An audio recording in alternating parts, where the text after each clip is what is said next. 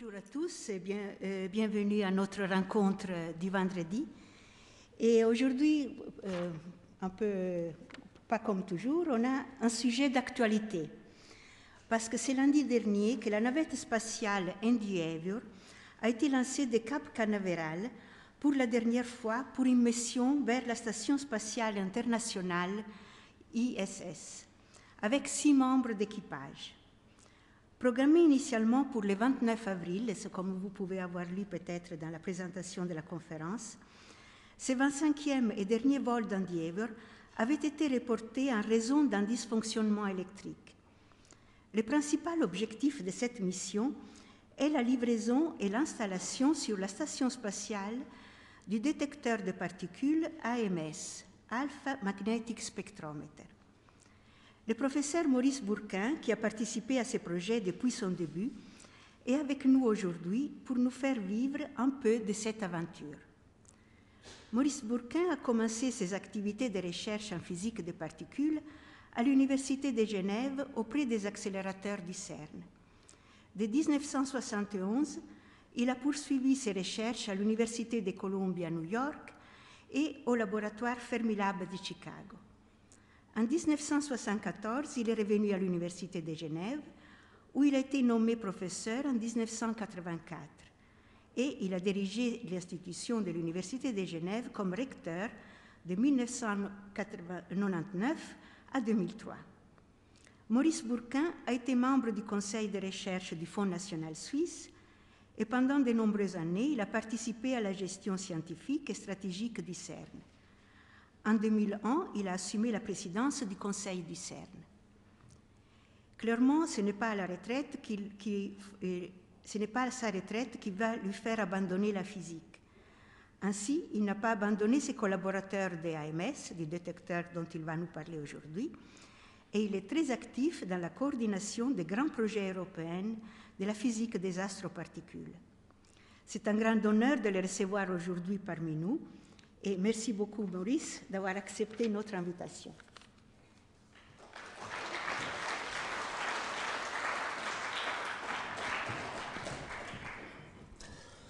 Merci, Maria. C'est vraiment un plaisir de revenir dans cette salle. Je vous remercie d'être venus si nombreux à l'appel de l'Université du Troisième Âge et de son beau programme qui annonçait donc pour aujourd'hui que j'espérais pouvoir annoncer le succès initial de cette aventure. Eh bien oui, je peux vous l'annoncer. Donc nous avons un plein succès jusqu'à présent dans le projet que je vais vous expliquer. Il s'agit donc d'un voyage de Genève à la Station spatiale internationale. Je ne vais pas vous parler de Genève, une ville que vous connaissez bien, mais je vais vous parler un peu plus de la Station spatiale parce qu'il est assez difficile de s'y rendre. Et c'est un endroit relativement hostile, puisque avec cette vue d'artiste, vous voyez qu'on est au-dessus de la Terre, à environ 400 km au-dessus de notre Terre, dans le vide, dans une région où règne l'apesanteur et où de nombreux météorites viennent éventuellement toucher les instruments et les personnes qui sont dans cette région. Sur cette station spatiale peuvent vivre 6 astronautes dans les modules que vous voyez représentés ici. Ce sont donc de grands cylindres d'environ 4 mètres de diamètre qui peuvent contenir, abriter donc 6 astronautes. Et moi, je vais vous parler du voyage de Genève à cette station spatiale, d'une expérience de physique, un détecteur qui a été installé à cet endroit. On peut atteindre cette station spatiale par des vaisseaux spatiaux, et en particulier par la navette américaine. La navette américaine se présente donc sous cette forme-là. Les astronautes ont des hublots, ils peuvent voir ce qui se passe à l'extérieur. Et vous avez ici une photo prise depuis l'intérieur de cette navette du nom de Endeavour. qui permet de photographier la station spatiale. Ça, c'est la station spatiale en réalité telle qu'elle a été photographiée par un astronaute. Vous voyez une très longue poutre d'environ 100 mètres de diamètre. Ceci, c'est environ 50 mètres. La station spatiale va s'y attacher ici. Et attaché déjà ce jour-là, il y a un vaisseau russe, un vaisseau Soyouz. On voit aussi des panneaux solaires qui permettent d'alimenter tout ce qui se passe sur la station, et puis aussi de grands radiateurs qui permettent de laisser s'échapper dans l'univers la chaleur dont on n'a pas besoin. Et le voyage dont je vais vous parler, c'est un voyage en zigzag, et ça m'a fait penser au voyage en zigzag de Rodolphe Töpffer, qui est donc de Genève, probablement l'initiateur de la bande dessinée. Et on trouve dans les œuvres de Töpffer, par exemple, cet épisode où des bourgeois sont enlevés par le vent et deviennent des satellites de la Terre.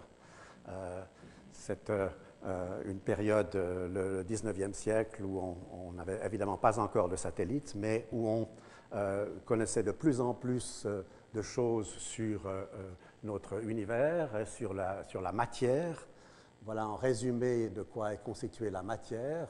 La matière est constituée d'atomes. Alors, au 19e siècle, on savait déjà ce qu'étaient les atomes. Et à la toute fin du 19e siècle, on a découvert l'électron. L'électron, où les électrons gravitent en un nuage autour d'un noyau. Donc, ceci forme l'atome. Donc, le noyau, les électrons, on les appelle des particules, sont des particules plus ou moins élémentaires. Et ce noyau lui-même est constitué d'autres particules plus élémentaires, les protons et les neutrons. Et aujourd'hui, on sait que ces protons et ces neutrons sont eux-mêmes formés de plus petites particules que l'on appelle les quarks. Alors, pourquoi est-ce que je vous parle de matière? C'est parce que j'aimerais aussi introduire ce qu'on appelle l'antimatière, puisque c'est un des buts de la recherche de l'expérience dont je vais vous parler. Alors, l'antimatière, c'est tout à fait simple, hein, puisque à chaque particule de matière dont je vous ai parlé, et encore des autres, parce qu'il y en a beaucoup d'autres, on a découvert beaucoup d'autres, correspond une antiparticule. On a découvert donc des antiparticules qu'on peut appeler particules d'antimatière. Elles ont les mêmes caractéristiques que les particules, mais elles ont une charge électrique opposée. Par exemple, vous avez l'électron qui a une charge électrique négative, et on a découvert une particule semblable, mais avec une charge électrique positive. On l'a appelé le positron. Donc, à l'électron correspond le positron, au noyau correspondent des antinoyaux. Une particularité de cette matière et de cette antimatière, c'est lorsqu'elles se rencontrent, elles disparaissent, elles s'annihilent l'une l'autre, elles se transforment, elles transforment leur masse en énergie. Et c'est pourquoi il n'y a pas d'antimatière dans notre environnement, il n'y a pas d'antimatière dans cette salle, il n'y en a pas sur notre Terre, il n'y en a pas dans notre système solaire, pas dans notre galaxie, puisque s'il y en avait, elle rencontrerait de la matière, s'annihilerait, donc tout disparaîtrait.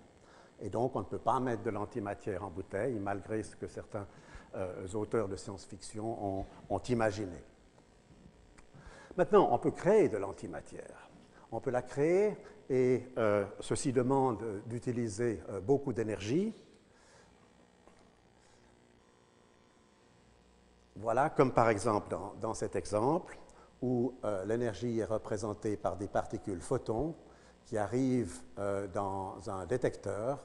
Et ici, vous voyez que cette énergie se matérialise en deux particules de charge opposée, puisque l'une tourne dans un sens, dans un champ magnétique, et l'autre tourne dans l'autre sens.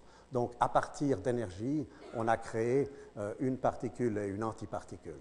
Et on a utilisé la relation d'Einstein, qui permet de transformer l'énergie de ces photons en masse, la masse de ces particules, de cette paire particule-antiparticule. Dans des laboratoires comme le CERN, on réalise ces réactions depuis fort longtemps, mais ce que l'on sait, c'est qu'on ne peut pas élaborer d'antimatière sans produire de la matière correspondante. On peut produire de l'antimatière par le processus que je vous ai montré, si l'on produit l'antimatière, on produit toujours de la matière ensemble. Et en fait, les lois de physique qui s'appliquent à la matière s'appliquent aussi à la matière. Il y a une symétrie qui est presque parfaite entre matière et antimatière.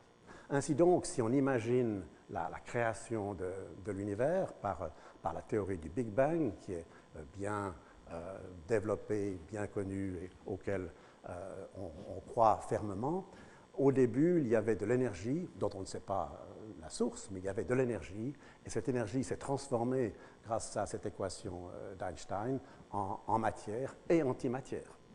Donc, on doit trouver, au moment de la création de l'univers, de la matière et de l'antimatière. Alors, pour illustrer ce que je viens de dire avec d'autres mots, je vous propose d'écouter cette petite introduction. Une personne faite d'antimatière, si elle existait, serait composée uniquement d'antiatomes et d'antiparticules. Mais qu'est-ce que c'est l'antimatière? Pour chaque particule qui a été découverte jusqu'à aujourd'hui, il y a une antiparticule. C'est une sorte de particule miroir qui a la même masse mais une charge électrique inverse, un peu comme votre reflet dans un miroir.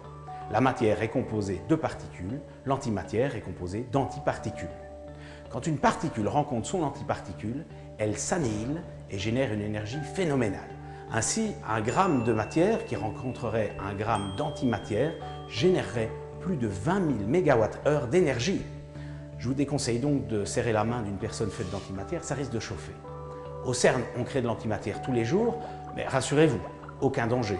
Au rythme où on produit l'antimatière, il nous faudrait plus d'1 milliard d'années pour créer 1 gramme d'antimatière.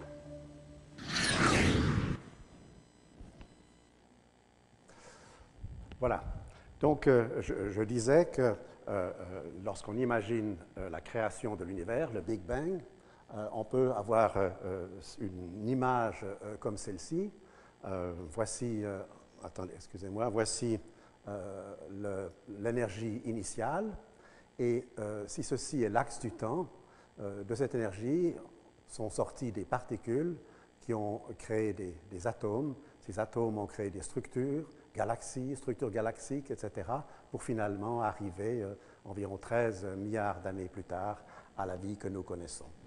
Alors, grâce à cette symétrie, alors on peut imaginer que des antiparticules ont été créées de ce côté-là, et en remontant le temps, des atomes, des anti-étoiles, des anti-galaxies, et peut-être un anti-univers a été aussi créé. Le problème, c'est que cet anti-univers n'est pas visible autour de nous. Une deuxième problématique auquel j'aimerais vous rendre attentif et qui est un des buts de ce projet, c'est la recherche de la matière noire. Si l'on fait le bilan de matière et éventuellement d'antimatière dans l'univers, on trouve que ceci correspond à seulement environ 4% de la matière et de l'énergie totale dans l'univers. Donc il manque quelque chose qui n'est pas visible et que donc on appelle matière noire. Et pour illustrer ceci, on peut regarder une galaxie spirale comme celle-là, galaxie spirale qui a été observée par un télescope optique. On a de la peine à comprendre le mouvement, la rotation des astres dans cette galaxie. On le comprend mieux si on ajoute à cette galaxie une autre matière qui n'est pas visible, une matière noire. Et vous avez ici une simulation qui montre au centre ici cette galaxie et autour un halo où il y a quelque chose que nous ne pouvons pas voir, mais qui a des interactions gravitationnelles comme la matière. C'est donc ce qu'on appelle matière noire. Une illustration ici de l'observation indirecte de cette matière noire. Vous voyez ici une galaxie qui est observée par un télescope au loin. Si de la matière noire qui a une interaction gravitationnelle, mais que l'on ne voit pas, se trouve sur le parcours de ces rayons lumineux, eh bien, ce que l'on voit depuis le télescope, c'est une lumière qui est courbée par cet amas de matière noire, et on voit une image qui est déformée de cette galaxie. Et ceci, les astronomes sont très occupés de nos jours à faire ces observations. Donc, ceci pour dire qu'il est pratiquement prouvé qu'il existe quelque chose, on ne sait pas ce que c'est, que l'on appelle matière noire dans l'univers. On ne sait pas ce que c'est, mais il faut faire des hypothèses. Donc, une hypothèse, ce serait la présence dans tout l'univers, ou en tout cas dans le halo des galaxies, de particules très massives qui peuvent s'annihiler entre elles et produire particules et antiparticules. Donc, on retrouve le terme antiparticule là, qui montre qu'il est intéressant d'essayer de détecter des antiparticules dans l'univers, soit pour rechercher de l'antimatière originale, soit pour rechercher une signature de la matière noire. Rechercher des antiparticules dans l'univers, mais comment? Si l'on regarde ce qui se passe dans l'univers, on voit qu'en plus des astres que l'on peut voir, ou ceux qui sont invisibles, il y a une grande quantité, pratiquement autant d'énergie, dans des particules qu'on appelle des rayons cosmiques. Et ces rayons cosmiques, on peut en prouver l'existence si, par exemple, on se place au pôle nord ou au pôle sud et qu'on voit ces phénomènes d'aurore boréale ou australe. On voit ces phénomènes ici qui ne sont que l'interaction de ces fameux rayons cosmiques avec l'atmosphère. Donc, il est bien prouvé que nous sommes bombardés par des rayons cosmiques qui sont des particules. Donc, l'idée, c'est d'aller rechercher ces antiparticules dans les rayons cosmiques, qui sont donc sûrement des messagers de l'espace. Et il s'agit donc de placer des expériences, des détecteurs dans l'espace pour pouvoir essayer de détecter des antiparticules parmi les particules des rayons cosmiques. Comment pratiquement faire cette recherche?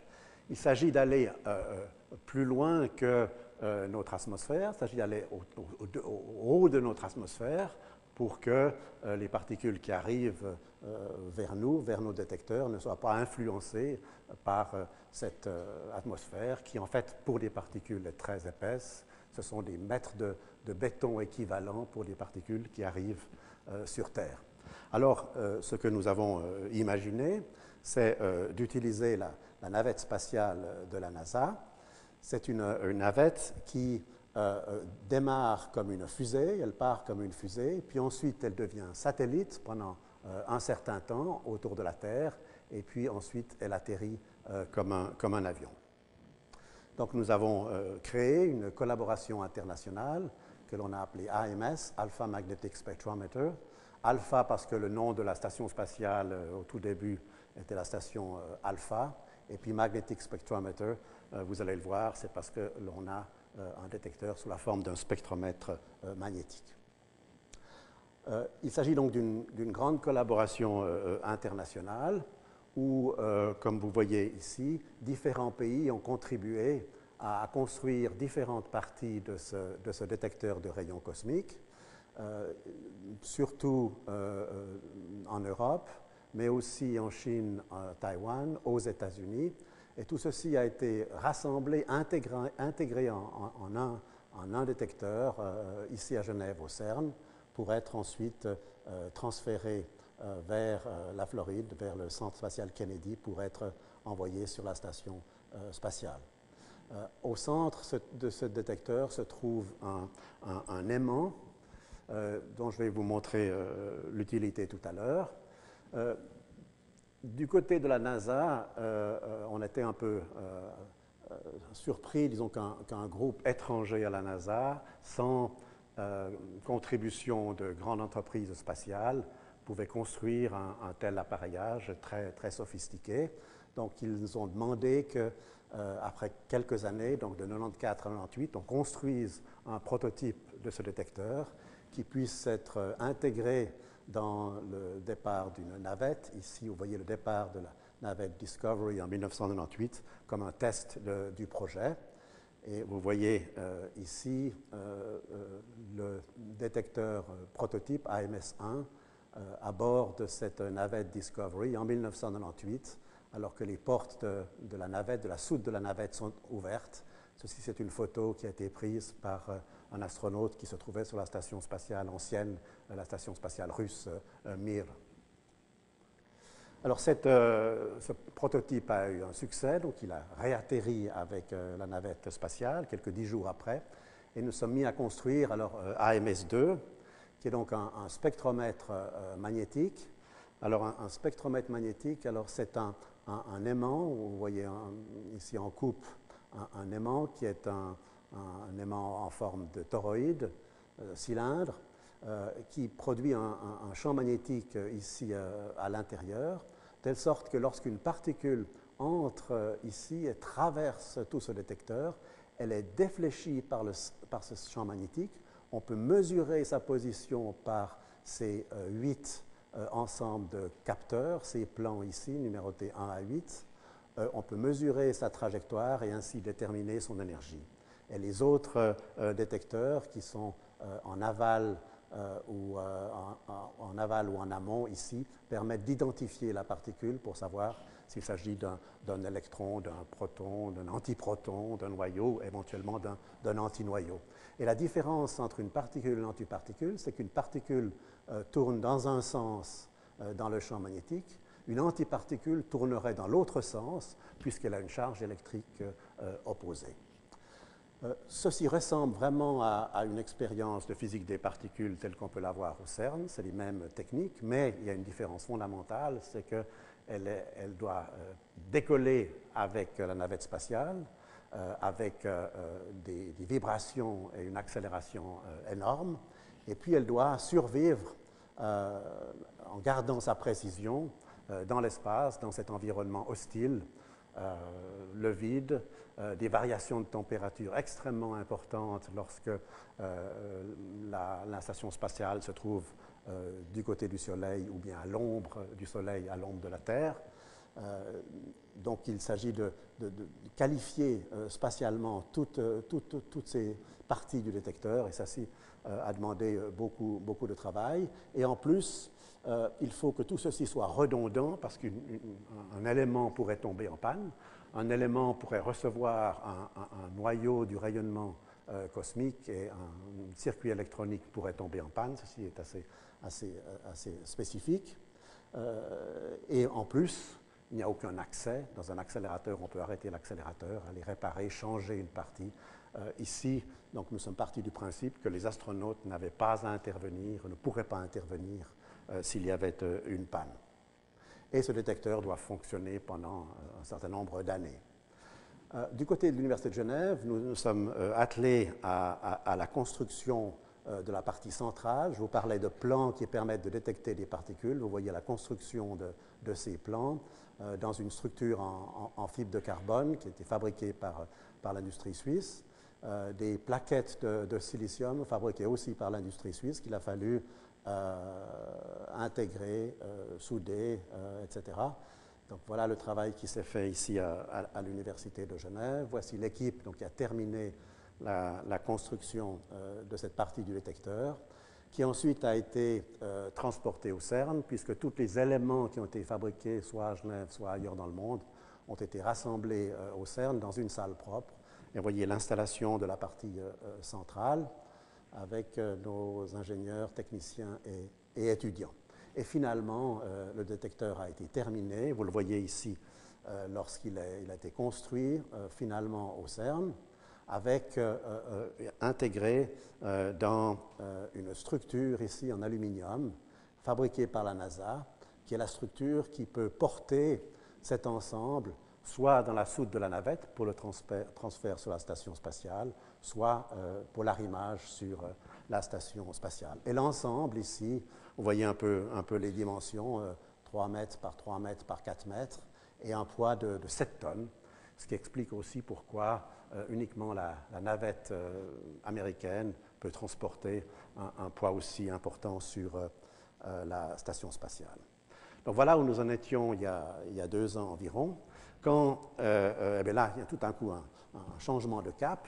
Le gouvernement américain, avec son président, George Bush, décide que les priorités de la NASA changent et que la priorité pour les États-Unis, c'est l'exploration de l'espace, avec, premièrement, établir une base sur la Lune et, deuxièmement, un voyage vers Mars et retour. Donc, la petite expérience auquel nous travaillons n'a plus sa place sur le planning de la NASA.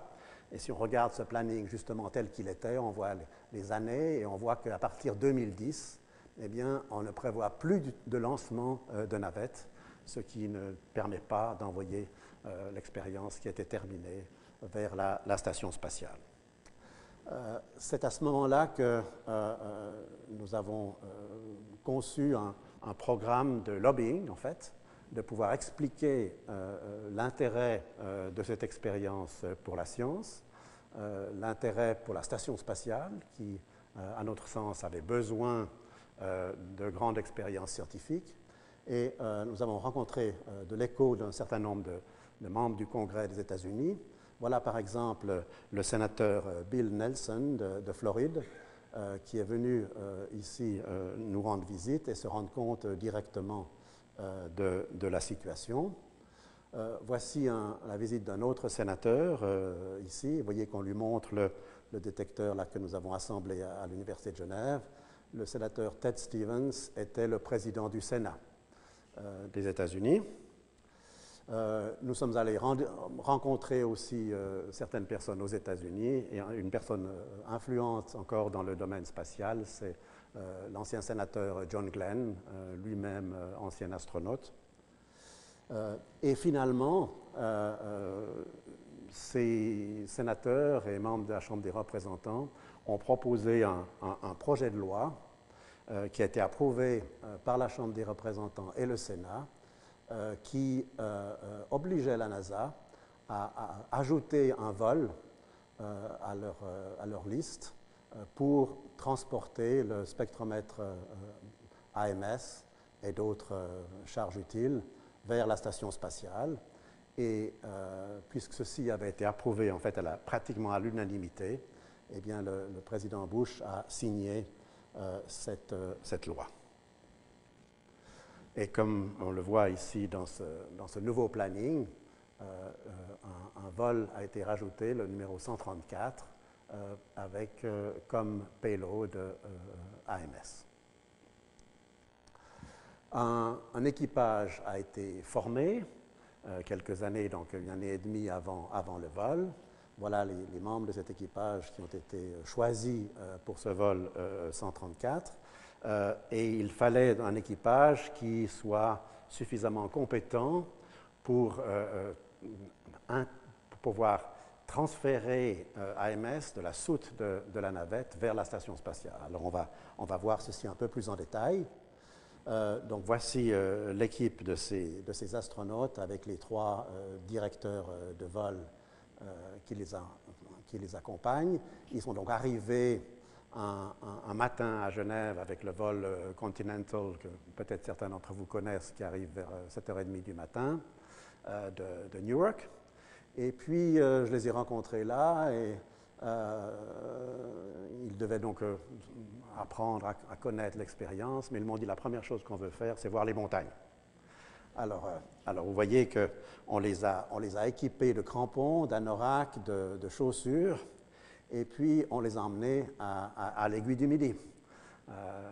Alors effectivement, ils ont rapidement vu les montagnes quelques heures après leur arrivée, et puis ils voulaient toucher un peu aussi la vraie montagne, donc on les a fait descendre et remonter sur l'arête de la Vallée Blanche, que peut-être certains d'entre vous connaissent aussi. Et donc ceci a permis de casser la glace et de pouvoir bien travailler avec eux. C'est clair que c'était une école buissonnière, et là ça me rappelle aussi Topfer, puisque Topfer parle aussi des bienfaits de l'école buissonnière. Mais quand même, donc le lendemain, ils sont quand même mis au travail, et puis ils sont venus ici écouter nos explications pour bien comprendre de quoi est faite AMS. Une fois réassemblé, AMS a été transporté dans un faisceau de particules au CERN. On voit ici AMS enveloppé, disons, par un plastique, transporté dans un faisceau de particules pour pouvoir calibrer les différents détecteurs, parce que dans l'espace, les particules viennent de tous côtés. Il s'agit de les identifier parce qu'on ne sait pas quelle particule vient à quel moment, quelle énergie, alors que si on se met dans un faisceau de particules comme au CERN, on connaît l'énergie des particules qui sont dans ce faisceau, la qualité de ces particules, donc on peut calibrer l'ensemble des détecteurs. Donc ça a été fait. Et puis ensuite, on a transporté AMS vers les Pays-Bas, puisque aux Pays-Bas, il y a une base de l'Agence spatiale européenne qui a une très grande salle, une grande chambre, où on peut simuler les conditions spatiales, on peut simuler le vide et les variations de température. Donc, vous voyez, on est parti de nuit ici de Prefsen pour aller aux Pays-Bas et l'installer dans cette salle. Un autre essai était de le mettre dans une chambre où des interférences électromagnétiques peuvent venir pour s'assurer que des fréquences qui viendraient de la station spatiale, de la navette, ou inversement des signaux électriques qui proviendraient d'AMS n'iraient pas perturber la station spatiale. Donc tout ceci a été fait, rapporté bien sûr à la NASA qui doit approuver donc chacune de ces étapes. On est revenu à Genève. Et il s'agissait alors à ce moment-là de transporter AMS, qui a été complètement construit, calibré, vers les États-Unis. Et transporter 7 tonnes, ce n'est pas évident. Alors, suite à certaines négociations, on a pu avoir l'accord de l'US Air Force qui a décidé qu'elle pouvait transporter AMS en Floride. Et donc, vous voyez ici l'arrivée d'un avion C-5 Galaxy, donc qui est le plus grand avion de transport de l'US Air Force, qui a une soute où on a pu mettre AMS dedans avec tous les équipements complémentaires. Vous voyez que la soute est énorme. Et le 26 août donc 2010, cet avion a décollé pour la Floride. Et est arrivé le même jour, et j'étais là à la réception, sur la piste où normalement les navettes spatiales atterrissent. On a transporté la boîte qui contenait AMS ici, dans une salle où se trouvent rassemblés les différents éléments qui doivent être transportés sur la station spatiale. Et vous voyez des cylindres qui ont la forme de la soute de la navette. Donc, c'est des cylindres qui ensuite doivent être transportés par la navette sur la station spatiale. Alors voilà, on a observé l'arrivée au pont roulant d'AMS dans cette salle, Space Station Processing Facility.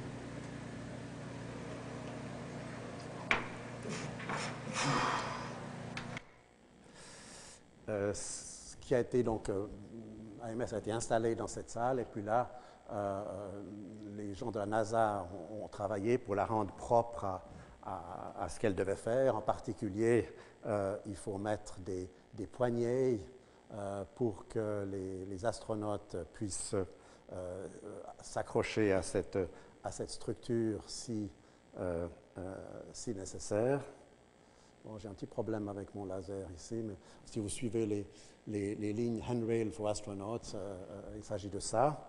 Et puis ensuite, aussi s'assurer que les points de contact entre notre détecteur et la soute de la navette, ils en sont bien compatibles et fonctionnels.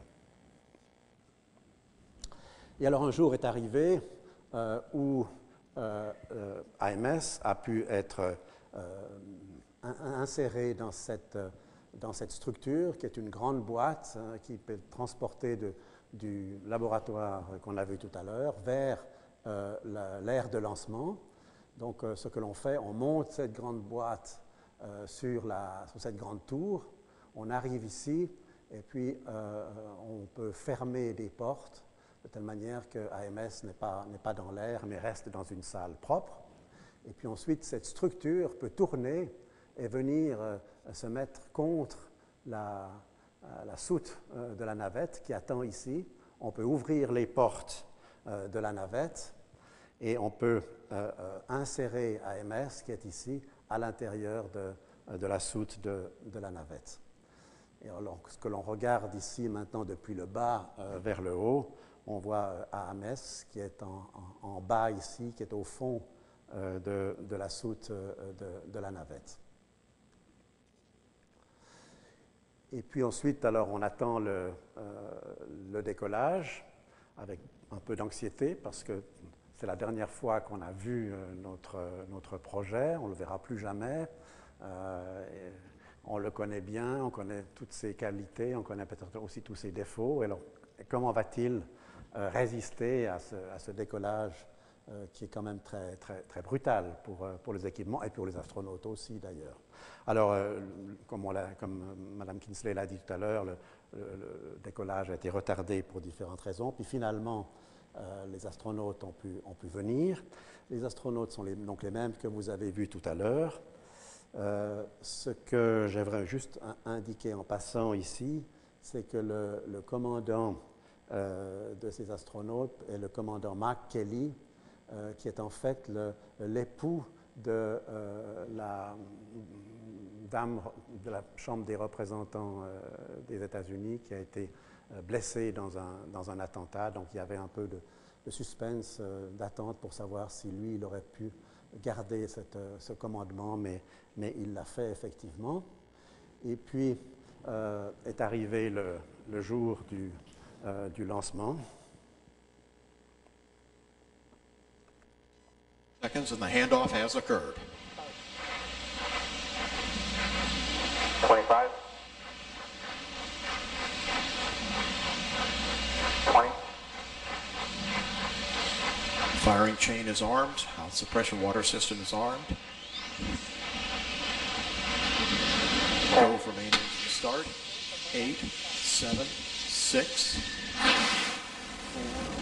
3, 2, 0, and liftoff for the final launch of Endeavour, expanding our knowledge while expanding our lives in space. Roger, roll, Endeavour. Houston is now controlling. Endeavour beginning to roll over onto its Ceci est la vue depuis la navette, en regardant vers la Terre. Position on course for a 51.6 degree, 136 by 36 statute mile orbit.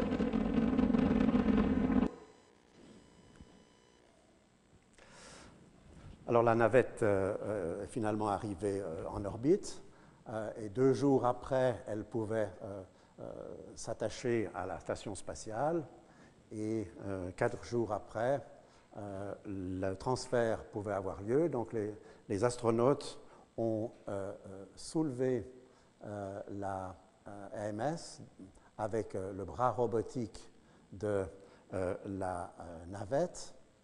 Donc, pendant un certain temps, AMS flottait dans l'air. Là, vous voyez les 7 tonnes de détecteurs, 300 000 canaux de détection, 800 cartes électroniques, 14 années de travail qui flottent comme ça dans l'air. Et un autre astronaute alors, est venu avec le bras robotique de la station spatiale pour attraper AMS et le placer sur la grande poutre. Et donc, ceci est une vue prise par un astronaute qui est sorti et qui a pris une photo d'AMS alors que AMS est installé sur la poutre de la station spatiale. Et alors, on a pu avoir une conférence vidéo avec les astronautes qui nous ont expliqué le travail qu'ils ont fait, que tout s'est bien passé. Et le professeur Ting, que vous voyez ici en bas, de la salle de contrôle de Houston, les a félicités au nom de la collaboration. Voilà, alors 2 heures après, nous avons depuis le centre spatial de Houston pu commander la mise en route des alimentations de l'expérience et les données ont commencé à venir. Et je vous montre ici le parcours de ces données. Donc depuis la station spatiale, il y a des liaisons par satellite. Il y a un système de satellites géostationnaires qui peuvent recevoir ces données.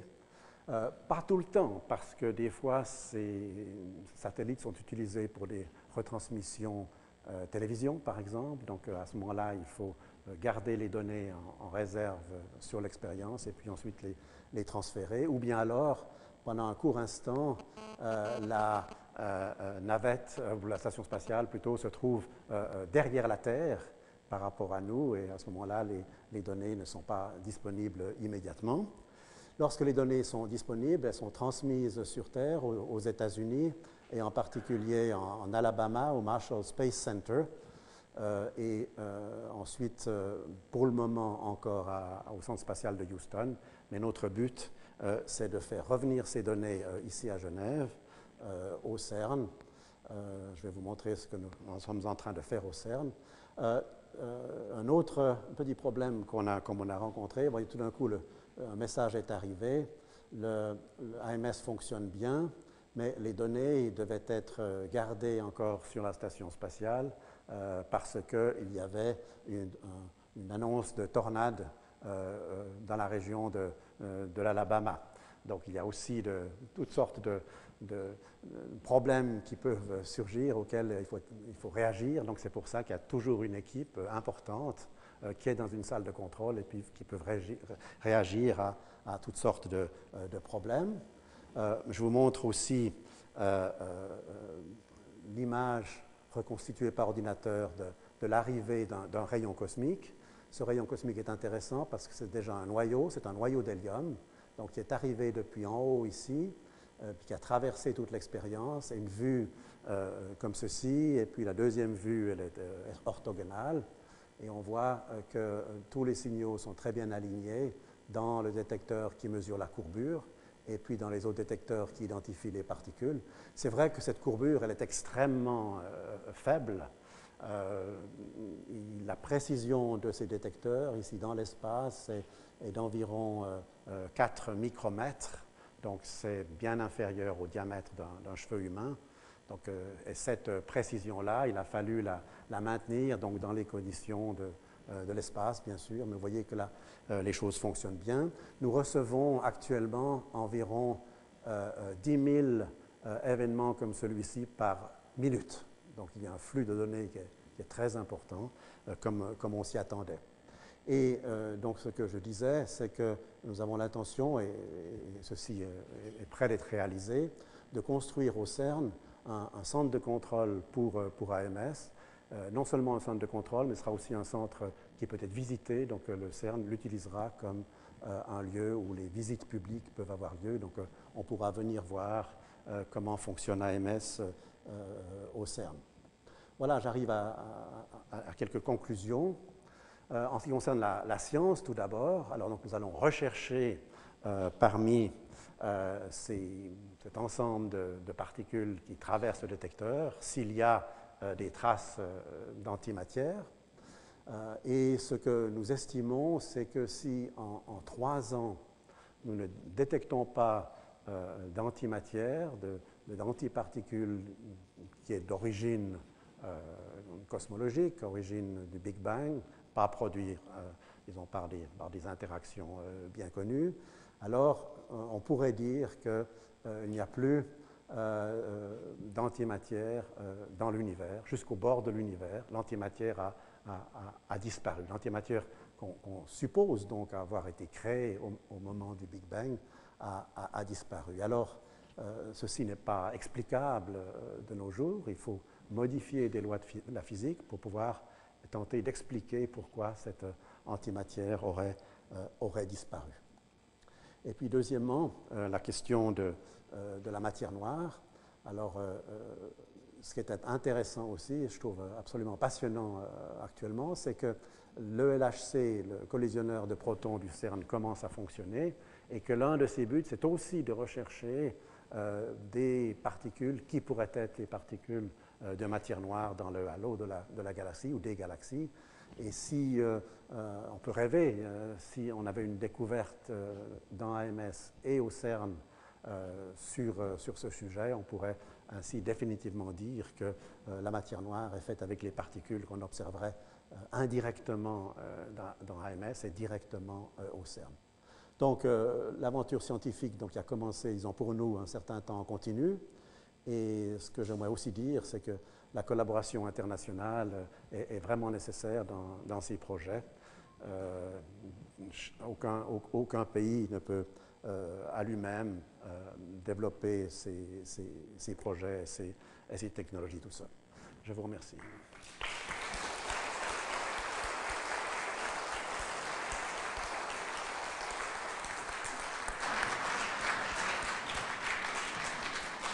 Merci beaucoup, Maurice, de nous avoir fait vivre cette entreprise aussi longue et aussi passionnante. Et maintenant, comme toujours, vous avez la possibilité de poser des questions écrites au professeur Bourquin. Et ceux qui ont besoin de partir, ils peuvent partir. Merci beaucoup à nouveau, Maurice. Voilà, j'ai reçu quelques questions et je vais tenter d'y répondre. Je prends une question qui est la suivante. D'où vient l'idée d'antimatière? Quelles seraient les conséquences de son inexistence? Alors, l'idée d'antimatière, en fait, elle vient d'un physicien célèbre qui s'appelait Dirac.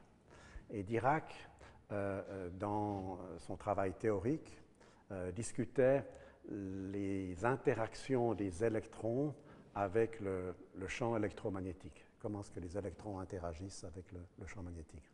Et il a construit, à partir de ce qu'il pouvait utiliser, en particulier la relativité, une équation qui est devenue l'équation qu'on a appelée l'équation de Dirac. Et l'équation de Dirac a ceci d'intéressant, c'est qu'elle a 4 solutions. Elle a 2 solutions qui correspondent à l'électron. L'électron, en fait, peut avoir un spin, c'est-à-dire peut être tourné comme une toupie dans un sens ou dans l'autre. Donc, il y a 2 solutions qui correspondent à l'électron. Et puis, il y a 2 autres solutions qui correspondent à une particule qui n'existait pas, qui avait les mêmes propriétés que l'électron, mais la charge électrique opposée.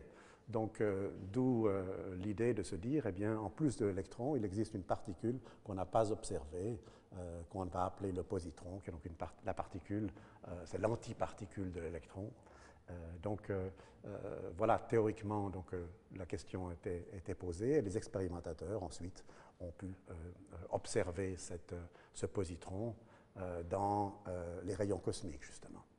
Donc voilà d'où est venue l'idée d'antiparticules. Et par la suite, alors, lorsqu'on a commencé à étudier plus en détail avec des accélérateurs les différentes particules qui étaient produites, eh bien, on a observé qu'à l'antiproton correspond au proton correspond un antiproton, au kaon un antikaon, au sigma un antisigma, etc. Et toutes les particules chargées que l'on connaît actuellement ont une antiparticule qui peut être produite dans des réactions nucléaires ou auprès d'accélérateurs. Quelles seraient les conséquences? Alors, je suis la suite de la question, de son inexistence. Alors, effectivement, on aurait pu dire que la prévision de Dirac n'était qu'une prévision théorique et que expérimentalement, il n'y a pas d'antiparticules, mais ce n'est pas le cas. Donc, les antiparticules sont bien observées. Et d'ailleurs, elles sont même utilisées. Donc, si vous allez dans un hôpital pour subir un diagnostic dans une installation qui s'appelle tomographie électron-positron, eh bien, on va vous injecter un liquide qui va contenir un isotope radioactif qui va émettre une antiparticule, un positron. Ce positron va s'annihiler avec la matière tout de suite, puisque les antiparticules s'annihilent avec les électrons, produire de l'énergie, des rayons gamma, qui vont être détectés par les détecteurs et pouvoir dire où se trouve la substance qui a été ingérée, par exemple dans la thyroïde. Donc l'antimatière est vraiment, existe vraiment et elle est utilisée. L'idée d'antimatière est exploitée. Une deuxième question.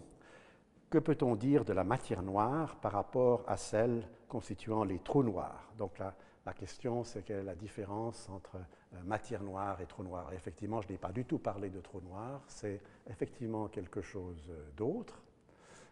Donc j'ai parlé suffisamment de matière noire en disant c'est de la matière que nous ne voyons pas, mais qui existe probablement dans l'univers, nous ne savons pas sous quelle forme.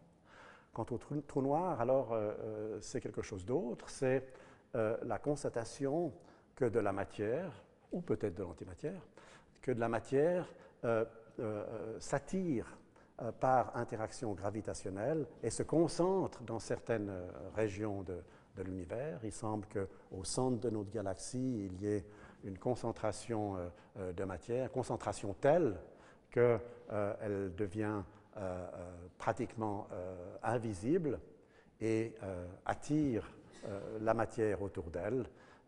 C'est ce qu'on appelle un trou noir, disons si je peux l'expliquer en quelques mots simples. Donc, matière noire et trou noir et antimatière sont donc des choses différentes. Et puis, une autre question, est-il possible que les mythes antiques des anges et des démons aient leur origine dans la matière et l'antimatière dont nous sommes peut-être faits et qui nous entourent? Alors, on essaie de se souvenir, disons, ce que l'on savait des particules et des antiparticules dans l'Antiquité.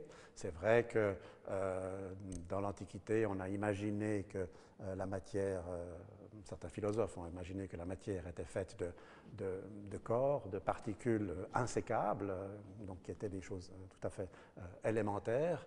Et le mot atome vient effectivement du grec, quelque chose qu'on ne peut pas couper. Mais c'est beaucoup plus tard seulement qu'on a commencé à comprendre la structure de la matière. Donc je parlais du XVIIIe siècle, où la notion d'atome s'est précisée. On a pu travailler avec la notion d'atome, on a pu découvrir l'électron, on a pu découvrir les différents noyaux, établir la table de Mendeleïev.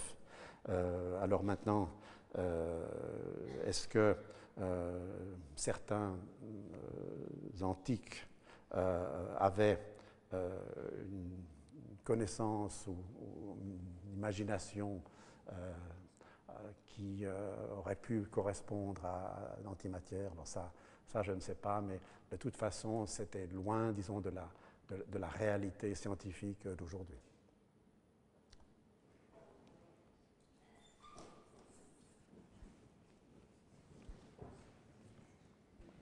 Alors, j'espère que vous avez été content des réponses.